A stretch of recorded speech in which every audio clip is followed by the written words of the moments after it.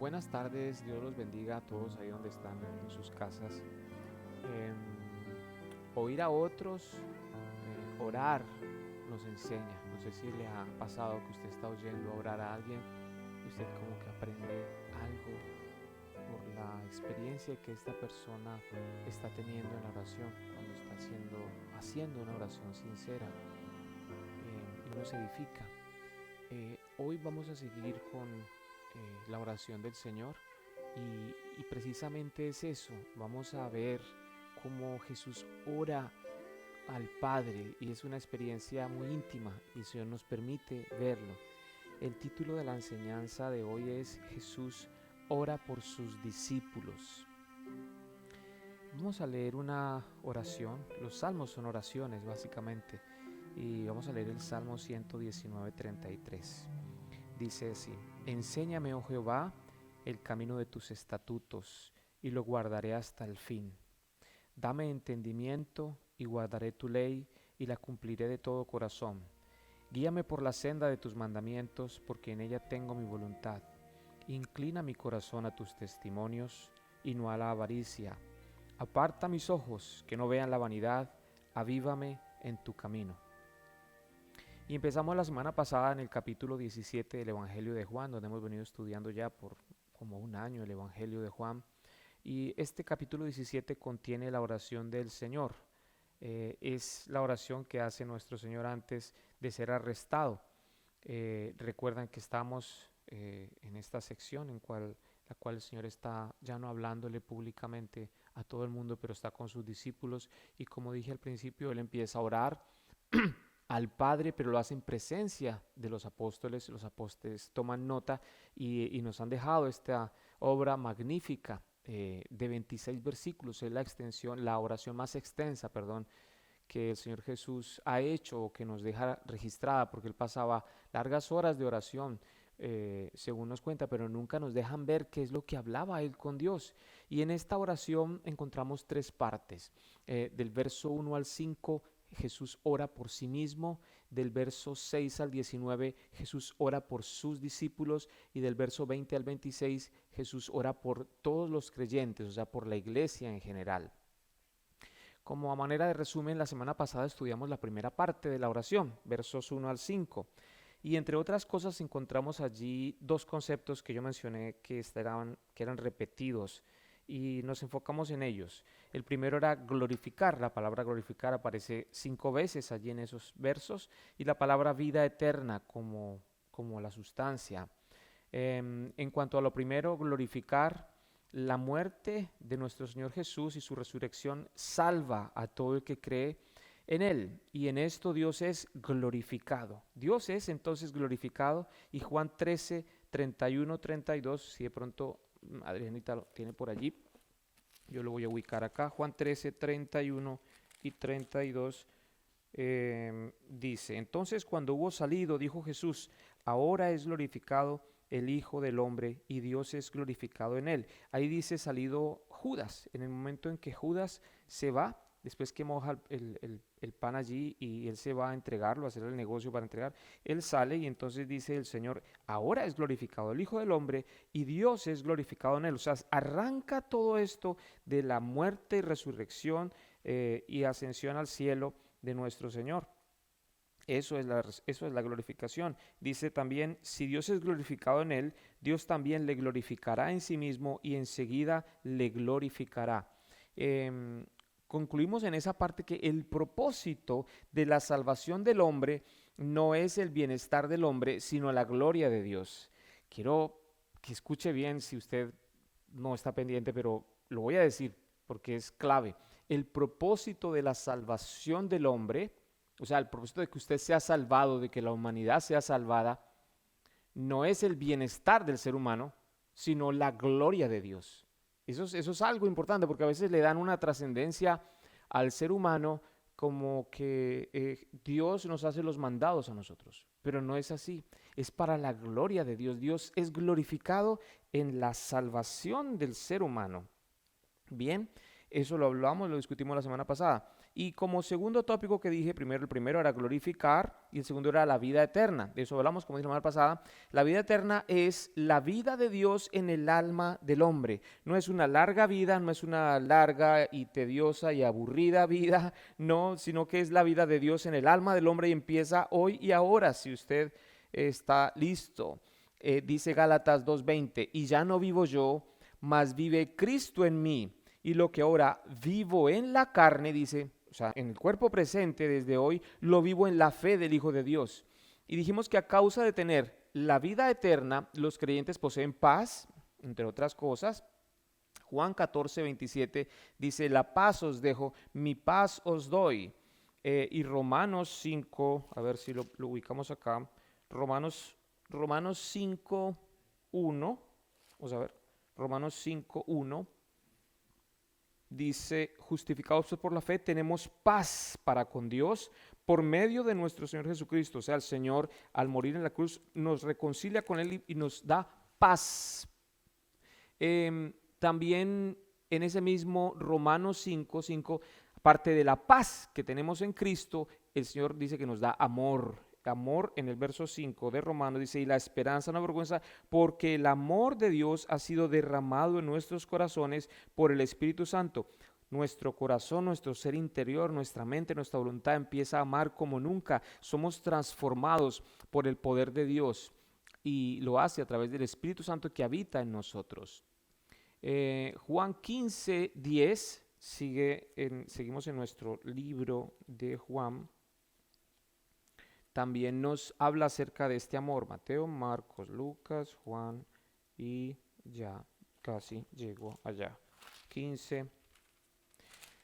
Juan 15:10 dice, si guardareis mis mandamientos, permaneceréis en mi amor, así como yo he guardado los mandamientos de mi Padre y permanezco en su amor. O sea que la obediencia al Señor nos hace permanecer en el amor de Dios. Y por último, gozo. Dijimos entonces que a causa de tener la vida eterna en nosotros, o sea, a Dios mismo en nosotros, los creyentes poseen paz, amor y gozo. Juan 15:11 dice también, ahí cerquita donde estábamos leyendo, estas cosas os he hablado para que mi gozo esté en vosotros y vuestro gozo sea cumplido. O sea, el verdadero gozo, bienestar del alma del ser humano, no aquella alegría que nos vende el mundo que podemos tener.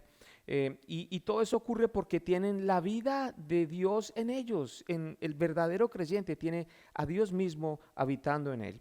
Hoy estudiaremos la segunda parte. La segunda parte, como dijimos, la primera es la oración, lo que acabamos de resumir, cuando Jesús ora por sí mismo, y luego la segunda parte es cuando en el verso 6 al 19 Jesús ora por sus discípulos.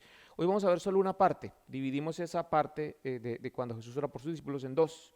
Del verso 6 al 10, perdón, y en 8 días veremos del verso 11 al 19. Así que metámonos en nuestro texto base.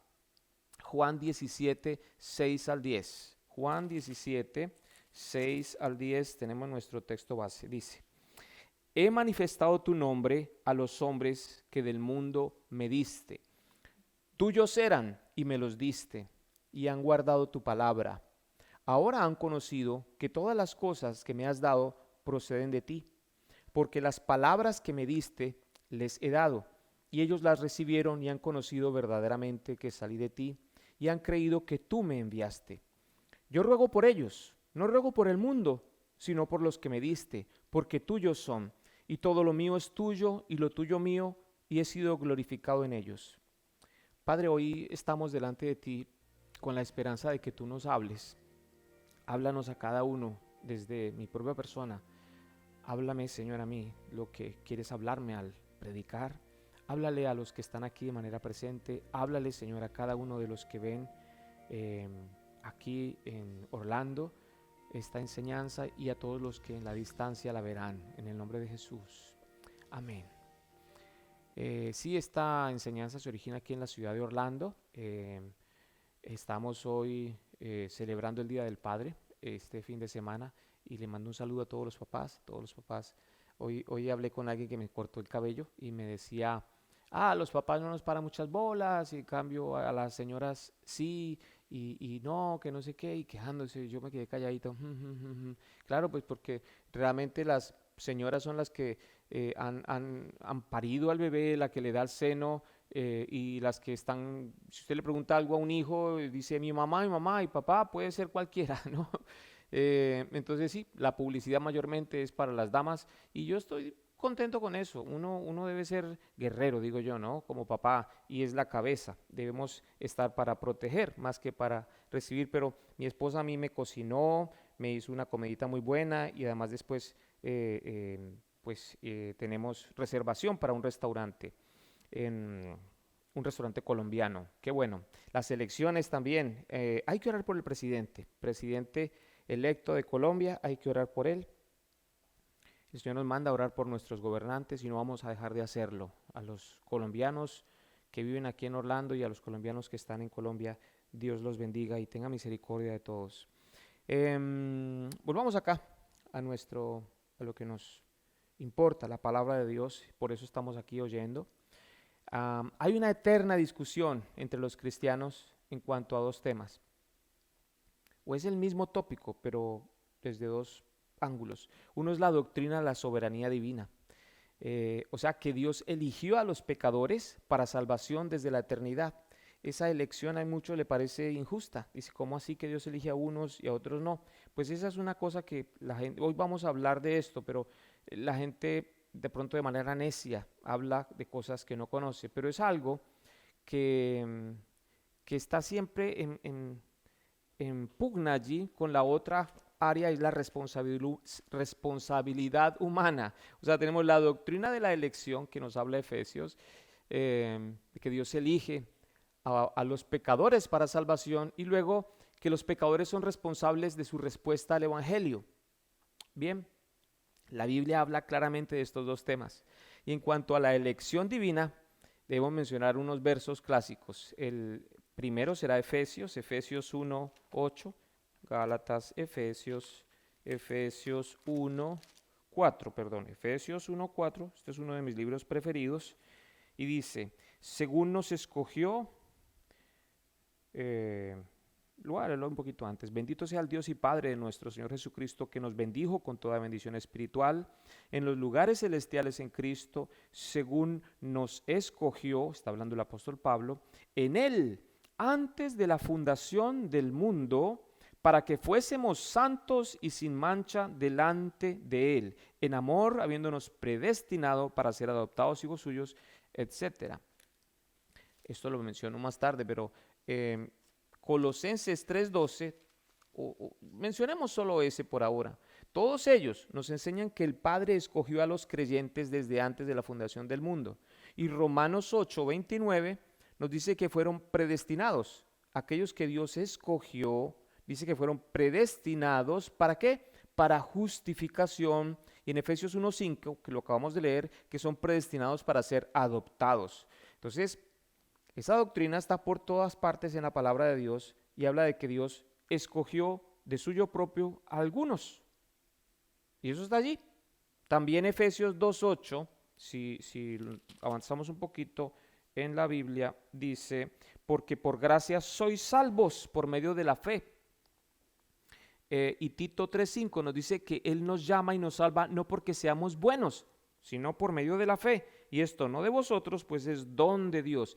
Es por su gracia que Él nos llama y nos salva para sus propósitos. Es por su gracia y para su propósito. Así que la elección es la misericordia de nuestro buen Padre. Esa es la disyuntiva de todo el mundo que anda pensando, ¿y por qué escoge a unos y por qué a otros no? Pero es cosas que uno puede de pronto no comprender. Metámonos a Romanos 9, Gálatas, Corintios, Romanos 9. Hoy estoy yo con Biblia en mano, ¿cómo les parece? Romanos 9, 16, 18. Romanos 9, 16, 18. Los invito a que ustedes allá también cojan su Biblia.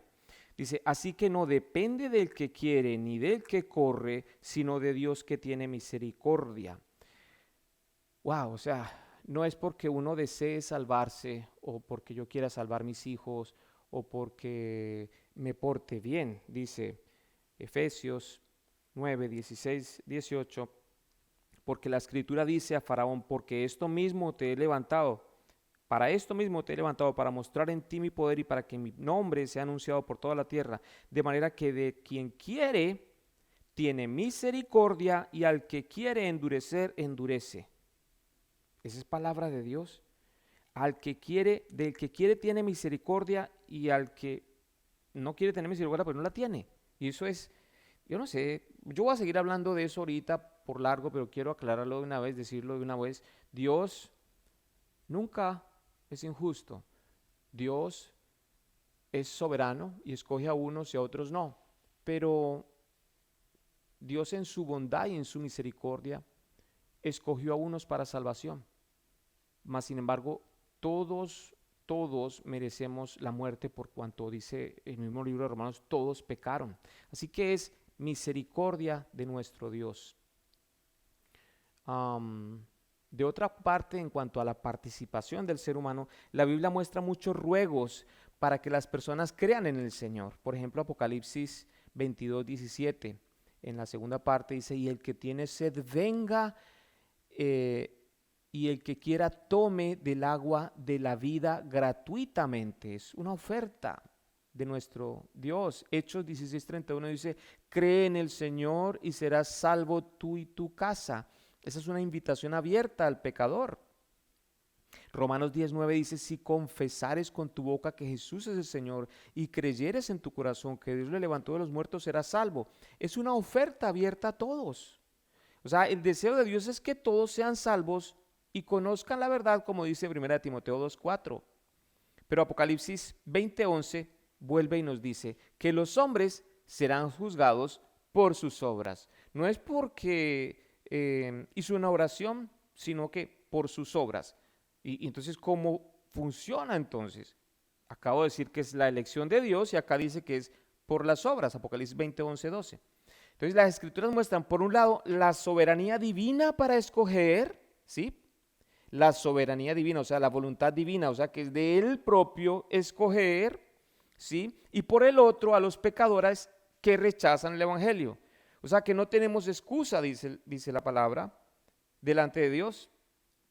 Eso es misterioso para nosotros en nuestra mente, pero esas dos verdades funcionan armónicamente en la palabra. Nosotros, nuestra mente, no logramos comprenderlo, pero es así. Debemos como creyentes aceptarlos por fe. Hay un escritor, Richard Baxter, que en su libro dijo que en la puerta del infierno habrá un rótulo que dirá, piensa en el infierno, en la puerta hay un rótulo que dice merecido. O sea, todos los seres humanos merecen ese sitio, merecen el infierno. No hay obras buenas delante de Dios, eso es. Pero en el cielo habrá un rótulo que dirá regalo gratuito, ¿sí? Sí queda claro el concepto. Todos merecemos el infierno, pero por misericordia Dios ha regalado salvación y vida eterna a algunos. Y estos son los temas que trae nuestro texto. Recordemos que ante la desesperanza que veníamos hablando, que el Señor se iba a ir, el Señor va a morir, iba a ser crucificado, el Señor quiere consolarlos. Y fue todo lo que hizo desde el capítulo 13, 14, 15 y 16. El Señor los estuvo consolando. Y aquí en este verso 6 que empezamos a estudiar, dice, he manifestado tu nombre. Esta es como la transición entre la primera petición, cuando dije yo que el Señor está orando por sí mismo, y ahorita empieza a orar por los apóstoles, por sus discípulos. Entonces, el verso 6 es como la transición, ¿sí? Pero definamos primero por quiénes ora. Mire por quién está orando. Y ahí en el verso 6 leemos que he manifestado tu nombre a los hombres que del mundo me diste. Él está orando por esas personas que son de él, ¿no? Dice. ¿Y qué significa manifestado? Manifestado significa revelar, hacer conocido y mostrar. Él les ha mostrado a Dios, se ha hecho él mismo conocido y les ha revelado al Padre. ¿Y qué es lo que les revela? Dice el nombre. Él les revela a esos que Dios le dio, pero que les revela el nombre. ¿Y cuál es el nombre de Dios? Éxodo 3:14 nos cuenta que es Yahvé, es la YHWH, Yahvé, o Jehová en la Reina Valera también, y significa yo soy, el que es, el que será. Eso es lo que significa. Yo soy el que es y será. Y abarca su naturaleza, carácter y atributos. El Salmo 9:10 en la versión, nueva versión internacional nos dice, hablando acerca del nombre de Dios, dice, en ti confían los que conocen tu nombre. Y el Salmo 27, David nos dice, nosotros confiamos en el nombre del Señor nuestro Dios. Y seguimos hablando del nombre de Dios. Jesús era la manifestación suprema del nombre de Dios. Colosenses 2:9 lo afirma porque dice, porque en Él habita corporalmente toda la plenitud de la deidad. Y Jesús en varias ocasiones usa el nombre de Dios para sí mismo, como en Juan 14:6, cuando dice, yo soy el camino y la verdad y la vida. Y por eso lo quieren matar, porque los judíos entendieron claramente que Él se estaba haciendo a sí mismo Dios. Pero quiero que usted repare en el orden del verso 6. Mire el orden de las palabras. Mire cómo dice, tuyos eran. ¿Sí tienes ahí el verso 6? Dice, tuyos eran. Luego dice, me los diste. O sea, voy a hablarlo más claro. Dice, primero, eran de parte de Dios. Los discípulos eran de Dios Padre. ¿Sí?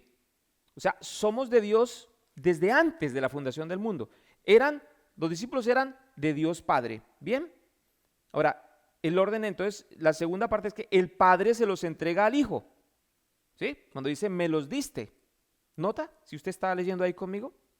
Y tercero, el Hijo a esos les habla la palabra. Cuando dice, les he manifestado tu nombre. Les revela quién es Dios. Y por último, los que oyeron la palabra creyeron. ¿Sí? Ellos han guardado tu palabra. ¿Sí me están siguiendo? Lo voy a decir sin parar. Primero, los discípulos eran de Dios Padre. Esos discípulos, el Padre se los entrega al Hijo. Tercero, el Hijo a esos les habla la palabra. Y cuarto, los que oyeron la palabra creyeron. ¿Nota usted que el creer es lo último? A veces nos han dicho que uno debe creer y entonces cuando uno cree es salvo. Pero ahí lo está diciendo de último. Primero es que somos de Dios. Somos de Dios. Un creyente primero viene de Dios Padre. Es de Dios Padre. Dios Padre lo escogió. Segundo, se los da al Hijo. ¿Sí? Tercero, entonces el Hijo les enseña la palabra. Dice que se manifiesta a ellos, se da a conocer a sí mismo. Cuando Él se da a conocer, está mostrando al Padre, es lo que dice todo el libro de Juan. ¿Sí? Y por último, estas personas creen y entonces son salvados. Hay un error doctrinal que la gente cuando ora para salvación dicen cosas como que vamos a orar para que tu nombre sea inscrito en el libro de la vida del Cordero. O dicen, ahora tu nombre está escrito en el libro de la vida del Cordero. Y están haciendo referencias a Apocalipsis 3. Vamos a buscarlo, Apocalipsis 3. Apocalipsis 13, 8. Apocalipsis 13, 8. De pronto lo tengas por allí. Apocalipsis 13, 8 dice, y la adoraron todos los moradores de la tierra a la bestia, dice, cuyos nombres no estaban escritos en el libro de la vida del Cordero que fue inmolado desde el principio del mundo. O sea, hay unos nombres que están escritos en el libro de la vida del Cordero y otros que no están escritos en el libro de la vida del Cordero desde el principio de la fundación del mundo. Hay unos nombres que están escritos y otros que no están escritos. Entonces, cuando una persona nace de su papá y su mamá, como usted y como yo, sin haber pecado, solamente nacimos, ya estamos inscritos en el libro de la vida del Cordero. Desde la eternidad fuimos apartados por Dios Padre y luego somos dados en regalo al Hijo. Y Él entonces un día nos llama, que es lo que estoy diciendo, y entonces nos muestra al Padre y entonces nosotros creemos y somos salvados. eso es como es el orden. Y también hay otro verso en este mismo sentido, en el capítulo 17. Capítulo 17, verso 8. Verso 8. Ok. La bestia que has visto era y no es, y está para subir del abismo e ir a perdición. Y los moradores de la tierra, aquellos cuyos nombres no están escritos desde la fundación del mundo en el libro de la vida, se asomarán viendo la bestia que era y no es y será. Es el Apocalipsis. Y está hablando lo mismo, que hay personas que no están escritas en el libro de la vida y están allí adorando a la bestia y irán para perdición. O sea, hay unas personas que están inscritos desde antes, de hace siglos, desde antes que todo existiera, para salvación, y otros que no. Bien, eso es importante. A veces uno se emociona cantando. Y uno dice, ay, qué bonito, y uno, guerra espiritual, y un montón de cosas, y de pronto yo he escuchado a personas que dicen, a mí me encanta la escatología, y me encantan las cosas del Apocalipsis, y se van, y otros dicen, me encantan los salmos, y se emocionan, y todo eso, pero también dice la palabra que mi pueblo pereció por falta de conocimiento, y aquí estamos hablando de cosas doctrinales.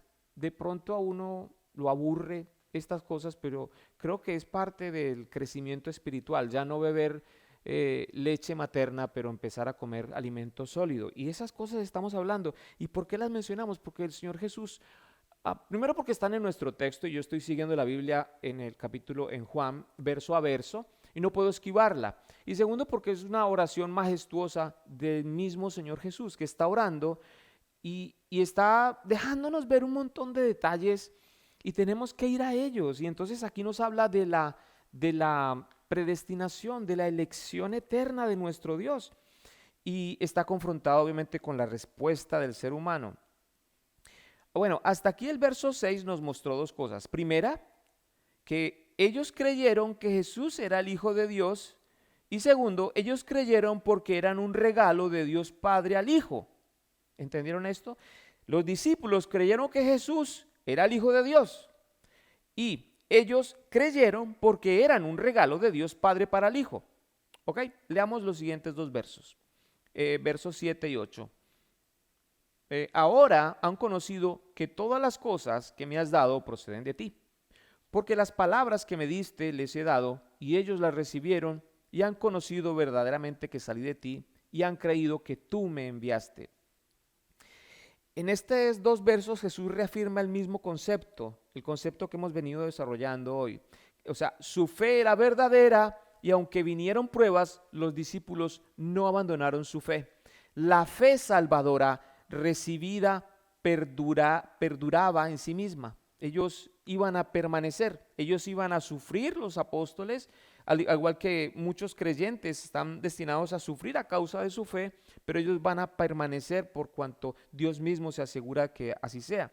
Primera de Pedro 1, 8 y 9 dice, a quien amáis sin haberle visto, en quien creyendo, aunque ahora no lo veáis, os alegráis con gozo inefable y glorioso, obteniendo el fin de vuestra fe, que es la salvación de vuestras almas. O sea, cuando alguien cree en el Señor Jesús, cree y es salvado, su alma es salvada de la perdición eterna a la cual estamos destinados sin Cristo. Uno sin el Señor va a morir, dice, en el infierno. Es lo que enseña la Biblia. Ahora, los discípulos verdaderos reciben la verdad, la creen y perseveran hasta el fin. Es lo que enseña Mateo 24:13, cuando dice, el que persevere hasta el fin, éste será salvo. Pero no es porque perseveró, o sea, porque eso serían obras entonces. Y leímos ya varias veces que la salvación no es por obras. Pero una evidencia de que tiene fe salvadora, de que tiene fe verdadera, es que persevera hasta el fin. Es evidencia de que tiene una fe que salva, ¿sí? Bien, sigamos en el verso 9. Dice, yo ruego por ellos, no ruego por el mundo, sino por los que me diste, porque tuyos son. ¿Nota allí esa expresión, yo ruego por ellos?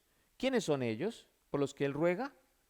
Son todos los que han creído en Él. El Señor está rogando por los que creyeron. Y luego, de una manera muy radical, Él dice, no ruego por el mundo.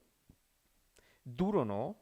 No ruego por el mundo, pero uno cómo conjuga esto, que es el versículo más famoso de la Biblia, Juan 3:16, Juan 3:16, cuando dice, porque de tal manera amó Dios al mundo, que ha dado a su Hijo unigénito, para que todo aquel que en Él cree no se pierda, mas tenga vida eterna. Pero dice, de tal manera amó Dios al mundo. ¿Cómo conjuga usted todo ese gran amor? Y ahora dice que no ruega por Él, ¿sí? Bueno, vamos a tratar de explicarlo.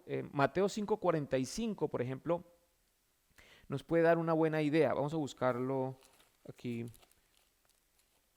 Mateo. Porque es que el mundo representa un sistema de pecado. Y Dios expresa a todo ese sistema de pecado, a todo el mundo, una gracia común. Así se llama en teología, gracia común. Mateo 5:45 dice, para que seáis hijos de vuestro Padre que está en los cielos, que hace salir su sol sobre malos y buenos. Eso es lo que se llama la gracia común. El Señor siempre hace llover, siempre atiende a todas las personas siendo malos y buenos. Y que dice, y que hace llover sobre justos e injustos. En esta ocasión el mundo representa a las naciones. Eso es lo que estoy diciendo yo cuando dice, yo ruego por ellos, no ruego por el mundo. Pero en Juan 3:16, el Señor de tal manera amó Dios al mundo, ¿sí? Dice, en esta ocasión el mundo representa a las naciones. Y es que Jesús no solo vino a salvar a Israel, sino a todo el mundo, a todas las naciones. O sea, de tal manera amó Dios al mundo, ¿sí? O sea, amó a todas las naciones, amó a Colombia, amó a los Estados Unidos, amó naciones que no venían después, las naciones son pueblos, ¿sí? Son etnias, son culturas. El Señor ama a la gente, no solamente estaba amando a los judíos.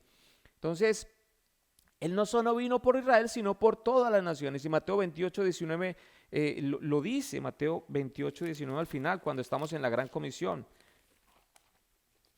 Cuando nos envía y nos comisiona a predicar el evangelio. Mateo 28:19. Por tanto, id y haced discípulos a todas las naciones. Ahí es cuando de tal manera amó Dios al mundo. Amó a todas las naciones, ¿sí? Y hablando con el joven rico en Marcos 10:21, Marcos 10:21, creo que la monita es más rápida que yo allá.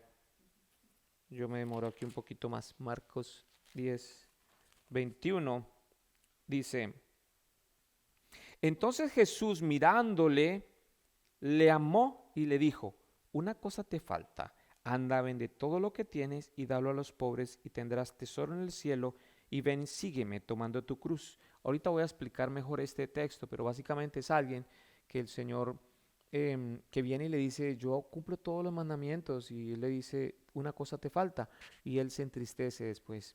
De manera que pues a veces uno puede amar más el mundo o las cosas del mundo y pues no coge lo más importante, que es nuestro Señor Jesús, amarlo a Él primero. Juan 1:9-13 dice o sea, es el capítulo 1 de Juan. ¿Se acuerdan que hace tanto tiempo pasamos por allí? Dice, aquella luz verdadera que alumbra a todo hombre venía a este mundo. Ahí está hablando pues de este sitio, de esa época, pues. En el mundo estaba y el mundo por él fue hecho, pero el mundo no le conoció. Entonces pues vamos a nuestro texto, cuando dice, yo ruego por ellos, no ruego por el mundo. Ahí está hablando del mundo como un sistema de pecado, ¿sí? Y en Juan 8:12, él dice, yo soy la luz del mundo. El Señor está diciendo, que Él es la luz del mundo y luego nos dice a nosotros que somos luz también, que no podemos escondernos.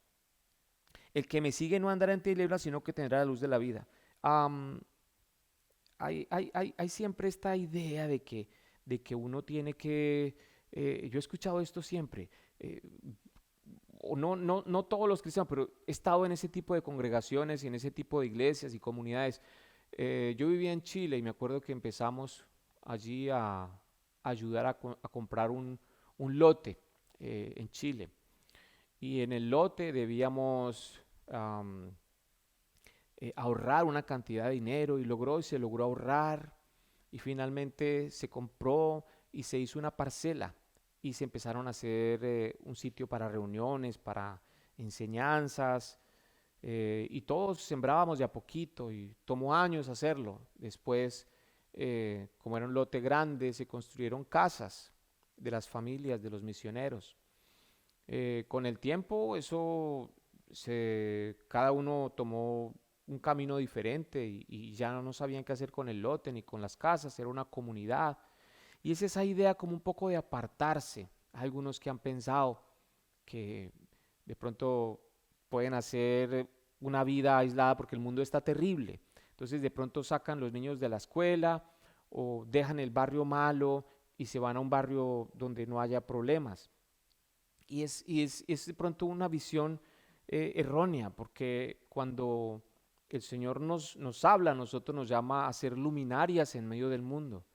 No podemos aislarnos del mundo. Nosotros seguimos yendo al colegio, seguimos yendo a la universidad, seguimos yendo a sitios de trabajo, seguimos estando en el mundo y no podemos sustraernos del mundo, tenemos que desalumbrar en el mundo. Otra cosa es que el mundo nos logre a nosotros contaminar. Y ahí es cuando nosotros tenemos que estar afirmados en Él, creciendo en Él. De allí que es importante permanecer en la palabra. Y el que persevera hasta el fin, dice, será salvo. Y es porque pues el cristiano verdadero permanece. No hay tal cosa de que el hermanito perdió la salvación. No. Pero a pesar de que el Señor venía al mundo a salvar, en esta oración a Él solo le interesa orar porque el Padre guarde y proteja a sus discípulos, los que el Padre le dio. Verso 10 y con él acabamos. Dice, y todo lo mío es tuyo y lo tuyo mío y he glorificado y he sido glorificado en ellos. Cuando dice y lo tuyo mío y lo tuyo mío es una expresión de la deidad de Jesús porque uno le puede decir a Dios, Dios, todo lo mío es tuyo, pero no todo lo tuyo es mío, porque pues yo no tengo nada de divino. Pero el Señor Jesús sí lo estaba diciendo y estaba diciendo que Él mismo era Dios. Primera de Corintios 6, 19 al 20 dice, ¿o ignoráis que vuestro cuerpo es templo del Espíritu Santo, el cual está en vosotros, el cual tenéis de Dios y que no sois vuestros? No sois vuestros, no nos pertenecemos a nosotros mismos, somos de nuestro Dios, hemos sido comprados por precio y vuelve nuestra palabra clave. Glorificad pues a Dios en vuestro cuerpo y en vuestro espíritu, los cuales son de Dios. La misma idea nos dice Primera de Pedro 2:9. Nosotros somos linaje escogido, real sacerdote, nación santa, pueblo adquirido por Dios. Somos posesión de Dios. Venimos de Dios Padre, somos de Él. Aquellos que han sido salvados son posesión del Padre, que el Padre le regala al Hijo. Y luego el Hijo nos cuida y nos devuelve al Padre, es lo que dice. Todavía no hemos llegado allá. Bien, conclusiones. Saquemos algunas conclusiones para finalizar. Para el verdadero creyente, realmente debe llenarlo de gozo saber que nuestro Padre le escogió desde la eternidad para llamarlo a la vida por nombre propio. Yo no sé si usted me sigue, pero eso a uno lo conforta mucho. Pensar que desde siglos y siglos y siglos, Dios sabía que yo era Richard y cuántos cabellos tendría y cuáles eran mis áreas débiles y mis fortalezas. Y conocía mis pecados, mis deslices, mis corrupciones. Y estando, dice la palabra, perdido en mis delitos y pecados, Él me llamó a su luz. Dios Padre entonces, que era mi dueño, me entrega al Hijo. Eso es algo maravilloso. Y las ovejas, dice, conocen la voz de su pastor y lo siguen. Es algo hermoso, hermoso saber que em, para el cristiano verdadero, para el verdadero creyente, hay un día cero, hay un día en el cual históricamente ocurre que uno abre los ojos, am, y uno se encuentra con Dios Padre a través del Hijo. Como lo he dicho antes, cuando se fue Jesús, Él nos deja su Espíritu Santo y el Espíritu Santo nos convence de pecado y nos dice, nos hace entender que somos pecadores. Nosotros entonces, delante de Dios, venimos por su gracia, am, y clamamos por perdón. Y es entonces cuando nuestra vida recobra como un oxígeno y uno cambia la visión del mundo. Mundo significa cosmos, o sea, la cosmovisión. Uno ve diferente todo. Ya entonces el joven que va a estudiar dice, yo voy a estudiar algo que glorifique a Dios, que puede glorificar a Dios. Em, la persona que busca esposa, esposo, de la misma manera, dice, yo quiero que mi vida le dé gloria a Dios. Esto es importante, que la pareja ame a Dios. Em, Toda mi vida adquiere un norte distinto. Aquí en este texto Jesús intercede ante Dios por aquellos que son verdaderamente sus discípulos. Y un verdadero discípulo ha sido regenerado porque es lleno de su Espíritu Santo. Así que cuando es lleno del Espíritu Santo, le obedece a Él y permanece en su palabra. Ahora la pregunta es, ¿soy yo un verdadero discípulo del Señor? Eso es vital, tener una respuesta. ¿Soy yo un verdadero discípulo del Señor? ¿Cómo saberlo? Vamos a Marcos 10. Marcos 10, verso 17 al 22. Quiero contarles una historia, la historia del joven rico. Al salir él para seguir su camino, vino uno corriendo e hincando la rodilla delante de él, le preguntó, aquí hay un joven que viene muy lindo, muy tierno, el muchacho. No dice que es un niño, es un joven y es rico. Es un joven, no un niño, pero es un joven rico. Viene y se arrodilla delante de él, honrándolo. No está escupiéndolo ni nada, ni deshonrándolo. Le dice, maestro bueno, así lo llama. ¿Qué haré para heredar la vida eterna? Como usted pudiera estar preguntándose. Entonces, ¿qué debo hacer para tener vida eterna? Jesús le dijo, ¿por qué me llamas bueno? Ninguno hay bueno sino solo uno, Dios.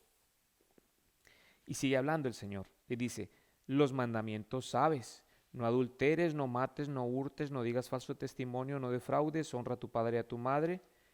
Él entonces respondió, el joven rico, maestro, todo esto lo he guardado desde mi juventud.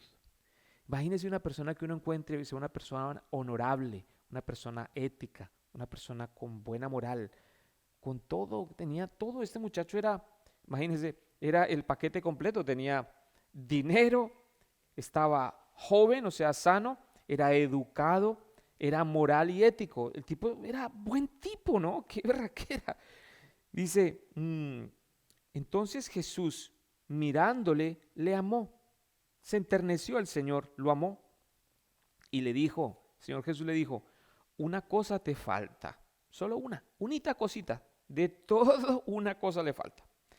Anda, vende todo lo que tienes y dalo a los pobres y tendrás tesoro en el cielo y ven, sígueme tomando tu cruz.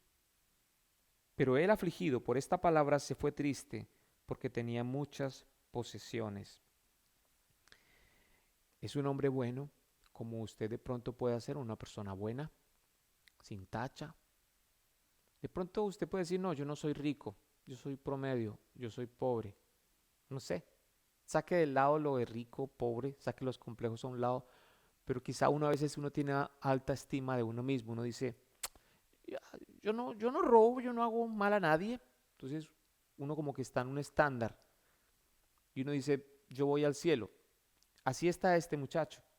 Y Jesús le dice algo, le da al clavo, le dice, ámame más a mí, abandona todo. Eso es lo que dice, ámame por encima de todo.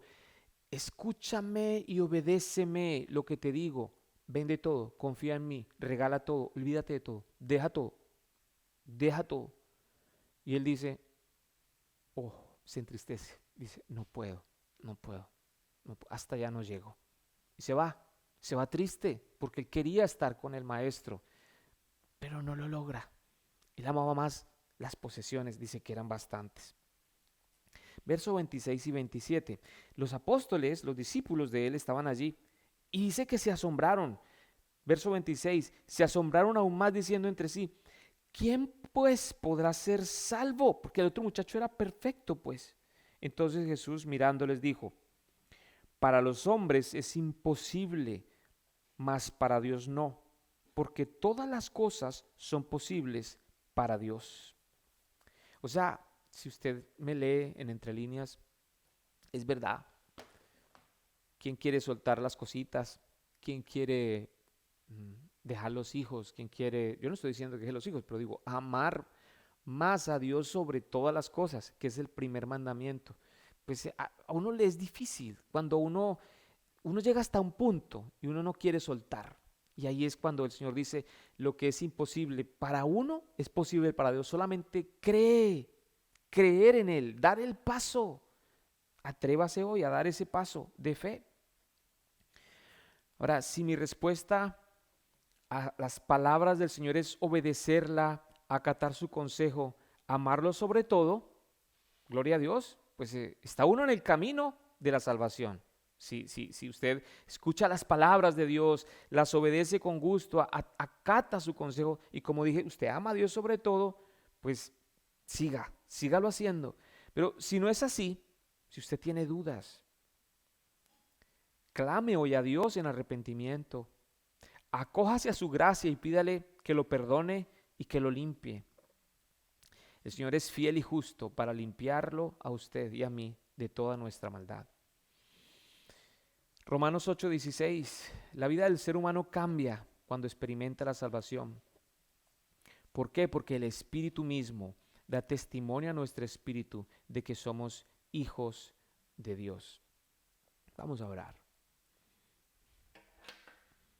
Señor, hoy te pedimos que tu Espíritu Santo nos visitara y nos hablara, desde la persona que enseña hasta la persona que llegó al final y se empezó a oír tarde quizá. Señor, tú no dejas tu palabra vacía. Yo te ruego que hoy honres tu palabra y que convenzas de pecado a todo aquel que tú has llamado para salvación eterna. Señor, hay personas que hoy están oyendo y que tú tienes destinadas de la fundación de los tiempos para salvarse. Yo te ruego, Padre, que hoy sea el día en que doblen su rodilla, en que doblen su voluntad, en que entreguen aquella cosa que aman, aquella cosa que dudan, aquella cosa que no quieren soltar y que la entreguen delante de ti y que te amen a ti sobre todas las cosas, que te adoren como el único Dios verdadero. Yo clamo por ellos hoy, Señor, para que den este paso de fe, de creer en ti, así como tú, Señor, oraste por los discípulos. Gracias, Padre, por tu amor y por tu misericordia, porque tú eres el que nos revela a nosotros tu palabra. En el nombre de Jesús. Amén.